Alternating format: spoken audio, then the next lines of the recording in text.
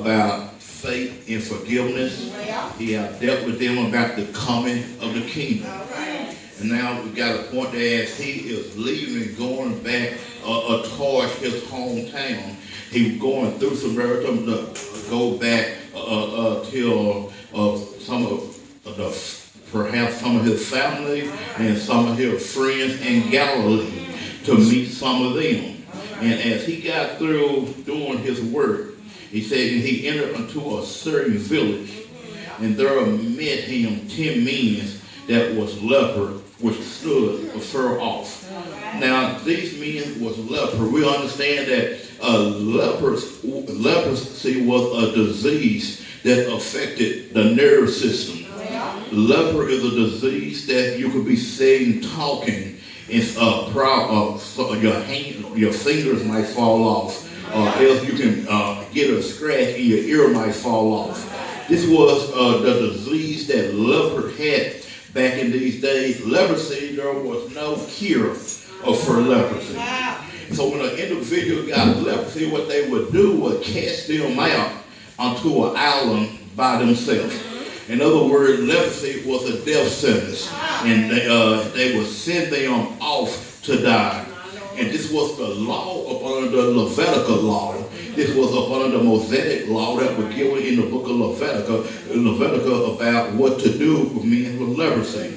Leprosy, if father, it makes not any different how many children you had. But if you got leprosy, you would have to leave the family. Leprosy was a disease that there was no discrimination. But leprosy was a disease that would take a man or woman or children from their family. But here we see that Jesus there, as he was walking, that he saw these 10 men with leprosy. And they stood afar off. Because leprosy, by the law, you could not come within the population of the people that did not have it. Leprosy was a disease that it was commanded that you had to stay a certain distance from people. You could not associate yourself with no one that did not have a leprosy. Leprosy was a disease, if you would spare with me, it should be like a sinner and a Christian. You should not associate yourself with somebody that is not of God or not trying to be saved. But then when they seen Jesus, they lift up their voice and say, Jesus, Master, have mercy on us. Now here it is that even though when you see these individuals, they saw Jesus and they began to lift up their voices and cry out to have mercy on us. And now when you look at some of the things that you're going through, I don't care what it is that it might seem like it's too hard for us to deal with in today's time. But one thing that I have learned, that no matter how big the problem is, no matter what you're going through, you can always lift up your voice to Jesus. You can always ask him to have mercy on you. But the problem is you must at first admit one thing. You have a problem. You must admit that you got a situation that you yourself cannot handle. You must admit that the things that you are going through is bigger than you. Let me tell you something. Hatred will separate you from God. Jealousy will separate us from God. Envy will separate us from God. Strife will separate us from God. Backbiting will separate us from God.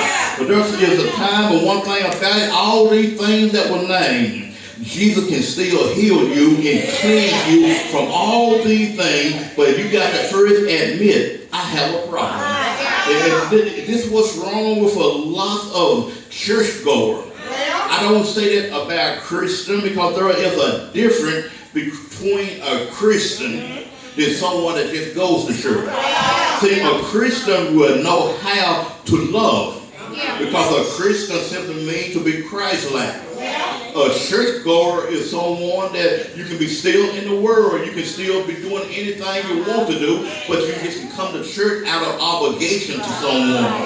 Because there must be a difference in our lifestyle. But no matter what it is, we must learn how have to lift our voice up unto the Lord. And we must ask him to help us as we see these lepers did. They said, Jesus, Master, have mercy on us. And if you were to look at these 10 men, one thing about them, they wasn't at a point where that they were jealous-hearted. Because neither one of them said, have mercy on me. But they all at the same time said, have mercy on us. How many times, when was the last time you prayed for someone else? When was the last time that you asked God to have mercy on someone else? When was the last time that you asked God to fix your heart where you can love someone else? When was the last time have you done this? If not, we must get back in touch with the Master one more time. We must call upon his name and ask him. You know what? Every now and then we must tell the Lord, you know, Father, it's not my brother. It's not my sister. But it's me, oh Lord, standing in need of prayer. And whenever we acknowledge that it's not anyone else, it's me. I got a stank attitude. I got hatred in my heart. There's some people I can't stand. Whenever we admit these things to God, then you ask him to come in and cleanse us from these things. He will come in and cleanse us, but we got to have a mind that I want to be cleansed. We got to have a mind that says, you know, before anyone to be cleansed, they must admit that they're dirty. You can't ask God to deliver you unless he has to have something to deliver us from. You can't ask for forgiveness if you haven't done anything to be forgiven for. So this is what I'm saying, that they asked for mercy on us. And when Jesus saw them, if you want to look at Jesus, Jesus did not do like some of us so-called church people. When Jesus said, when he saw them, he did not go over to them and talk about, well, you know what, you need to give your life to God. You know what, you need to go to church. You need to learn how to pray. But when Jesus saw them, Jesus knew the sincerity of their heart. And what Jesus said, go show yourself to the priest. Like, what are you talking about? In other words, Jesus tells them, go show yourself. In other words, when they asked, he already cleansed them. But the problem is they had to do the work. You see, sometimes when you ask for forgiveness, you are already forgiven. But you know what a lot of our problems is in the church? God has forgiven us, and because of our conscience, we don't know how to forgive ourselves. And you get to the point in your life, I'm going to forgive me. I don't care what you say, I'm going to forgive me for what I did. I'm going to hold on to all my baggage that I did. You can remember my past. I'm going to forgive you. You got to give yourself the right to forgive me.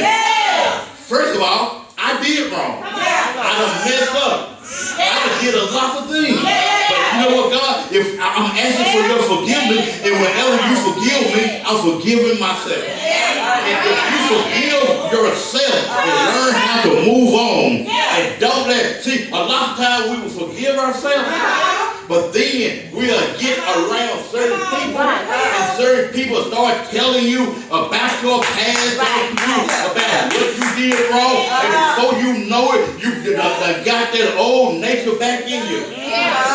We start feeling like, well, nobody thinks that I can change, nobody thinks that I can do better. It's not about this.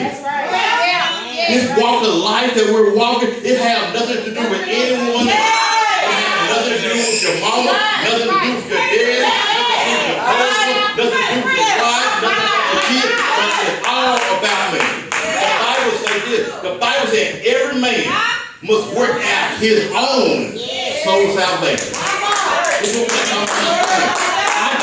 I don't care how you feel about me. You got to understand and be like, what, that Erica Campbell? I love God. What's wrong with you? You're not going to stop from loving him. You can talk about it, but I love him. And Jesus said, he said, and once he turned in, when he saw them, he said unto them, go thy yourself. Go show yourself unto the priest. Go show yourself unto the priest. In other words, every time Jesus heals someone, the priest represents a doctor. The priest represents someone that can look at the leprosy and say, yeah, you heal. You go back unto the population.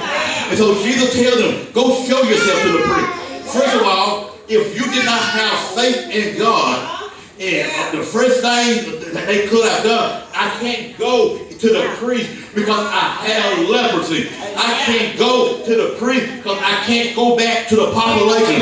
If I go and show myself to the priest, they will kill me because the same priest you want me to go to is the one that denounced me and I had to leave the population.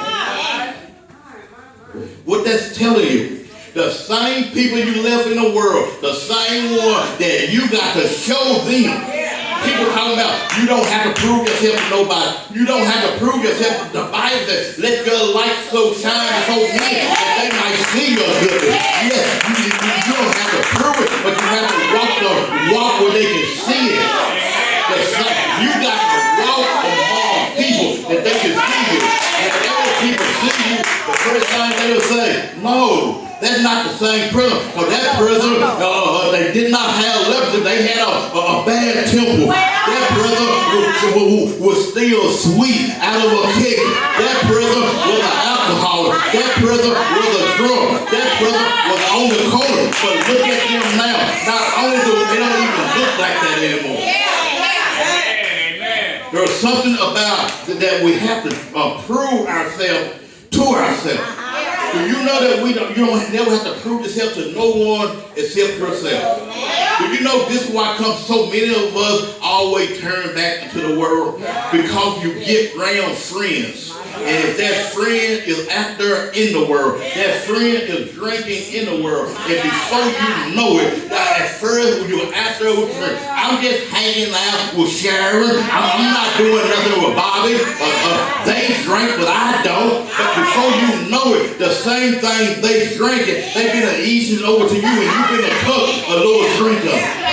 And before we know it, we can get caught up and we become just like them. Because we've got to understand. So we must live our life where they can see that there is a difference in us. You got to live your life like that.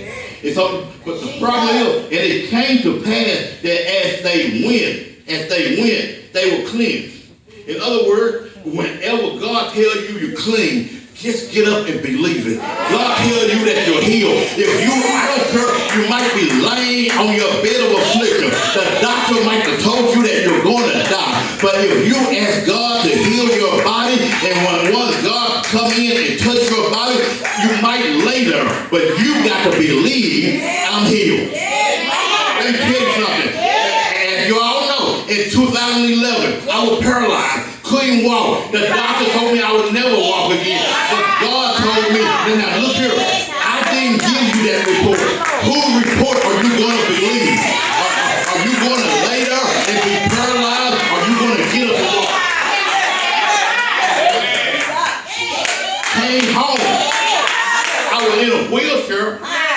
Came home in a wheelchair. Still couldn't walk. But in my mind, I know I'm going to walk.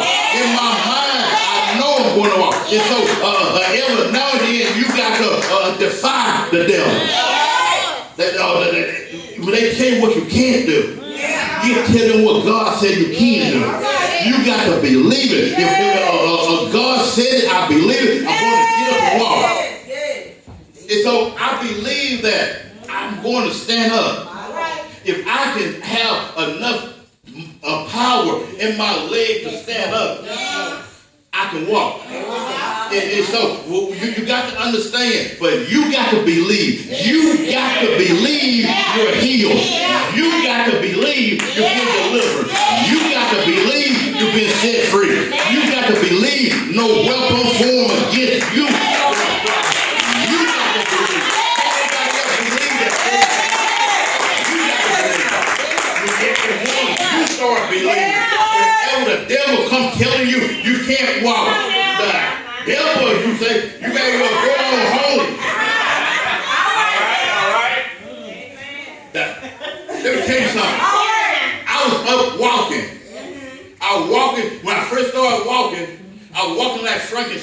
Because I had to get my balance. The devil said, you can't walk. I'm like, I'm walking. You got to believe that you're going to walk. I'm walking. But the problem is, you must believe this. And whenever Jesus told them that to go show themselves to the priest, and what he tell them, you're already clean. Go back to the population. You're already clean. Go back and do your own thing. Go back. It came to pass that where they went, they were clean. They already made in their mind, I'm clean. Already made in their mind that I'm healed. Already made in their mind, I'm going and I know that when I go to the doctor, I'm going to get a good report. When I go to the lawyer, I'm getting a good report. When I go to the judge, a good report. I don't care where I'm going, I'm getting a good report. Because I already believe it. I already accept it. I already believe that I'm going to be what God has told me that I'm going to be.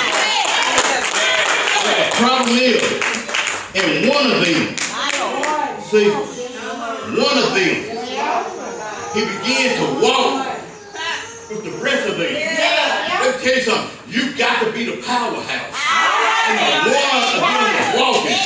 And while he was yet walking, he started realizing, my body don't hurt. He started realizing, when I take a step, I don't feel no pain. I don't know about you, but I believe in my heart. He said his hand.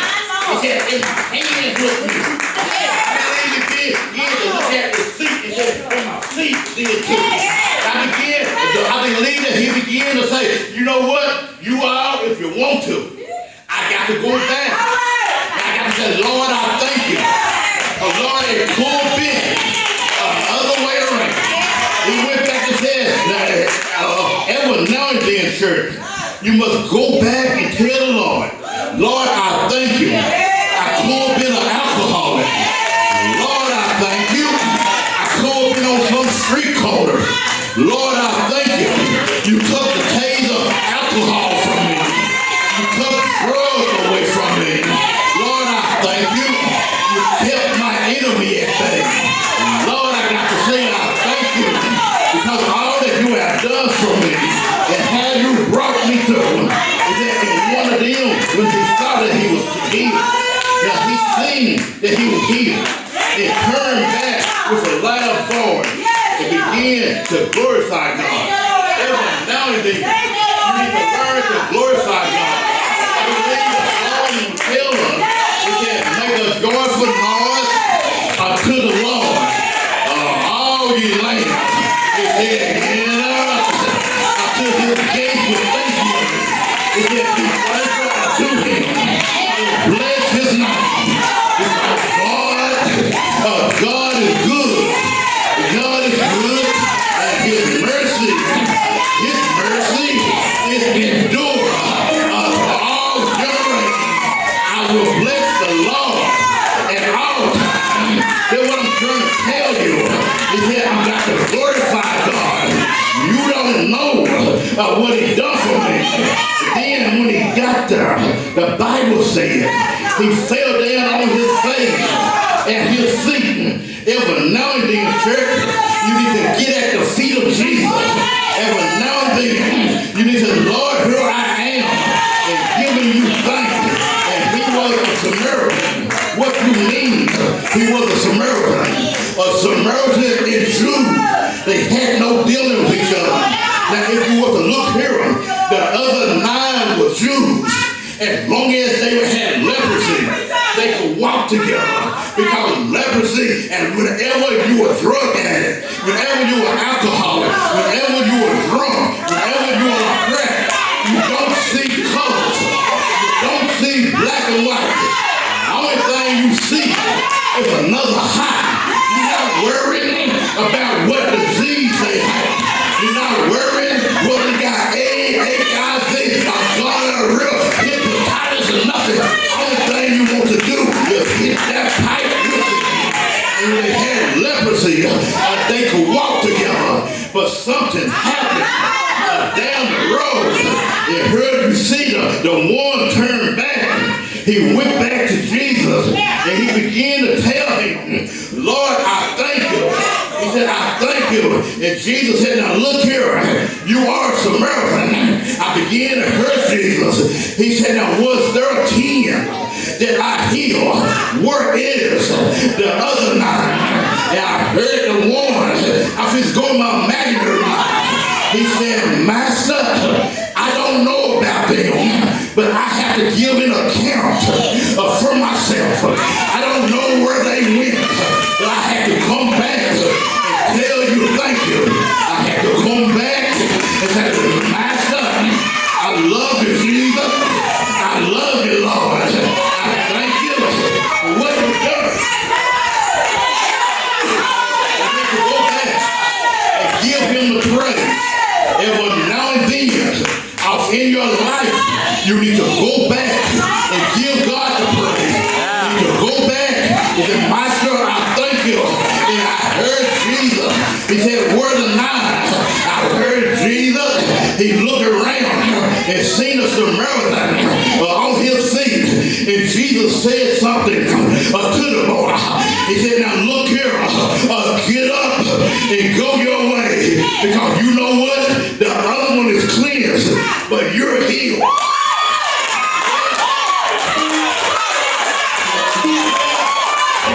The other, they're going to fall back to your situation, but you're healed. You've been delivered. You've been set free. Because of you, I haven't found no greater faith. And when now in the church, you need to look at your life and tell God, look at the people in your life and say, yeah, that was wrong, but you've been cleansed, but I've been healed. You've been delivered. I've been set free. What love is this? Because I met a man by the name of Jesus. He told me I'm healed. He told me I'm delivered.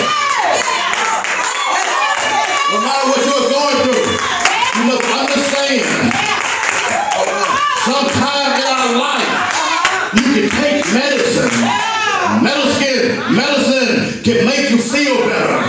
You can take medicine. Medicine can get to the point that if you're bipolar, it can level you out. You take medicine. Medicine can take away a pain. Medicine can take away a fever. But something about that, after a while, it might be a year down the road, but it'll come back.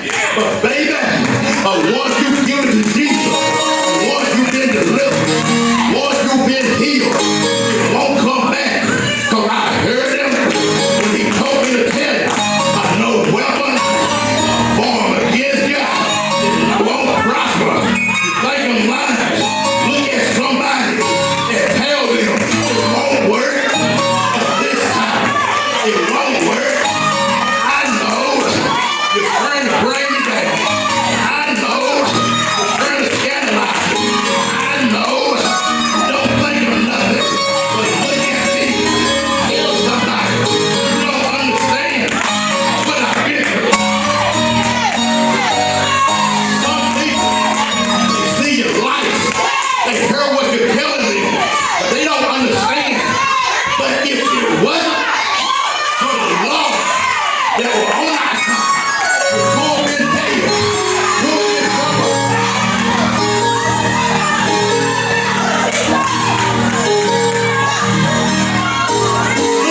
Sleep in my grave.